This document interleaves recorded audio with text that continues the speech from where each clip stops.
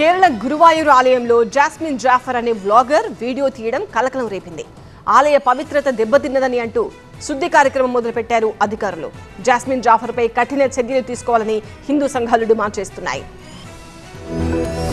కేరళ గురువాయూరు ఆలయంలో అన్యమతానికి చెందిన blogger video తీయడం తీవ్ర కలకలం రేపింది. జాస్మిన్ జాఫర్ అనే బ్లాగర్ గురువాయూరు ఆలయంలో వీడియో తీశారు. సోషల్ మీడియాలో దాన్ని పోస్ట్ చేశారు. గురువాయూరు ఆలయంలో ఎలాంటి వీడియోలు తీయరాదని కేరళ హైకోర్టు స్పష్టమైన ఆదేశాలు ఇచ్చింది. అయినప్పటికీ ఆదేశాలని ధిక్కరిస్తూ జాస్మిన్ జాఫర్ వీడియో తీయడం సంచలనం రేపుతోంది. గురువాయూరు ఆలయంలో వెంటనే అధికారులు శుద్ధి కార్యక్రమాన్ని చేపట్టారు. ఆలయ పవిత్రతకు భంగం వాటిల్లిందని అందుకే 6 రోజుల పాటు శుద్ధి కార్యక్రమాన్ని చేపట్టినట్లు ఆలయ ట్రస్ట్ బోర్డు ప్రకటించింది. ఆలయ పుష్కరిణిలో అన్యమతస్థులపై బ్యాన్ అమల్లో ఉంది. అయినప్పటికీ జాస్మిన్ జాఫర్ పుష్కరిణిలో కూడా వీడియో షూట్ చేశారు. పుష్కరిణిలో జాస్మిన్ జాఫర్ కాలు కడుక్కోవడంపై కూడా దుమారం చెలరేగుతోంది. దీనిపై వివాదం చెలరేగడంతో జాస్మిన్ జాఫర్ తన పోస్ట్ ను తొలగించారు.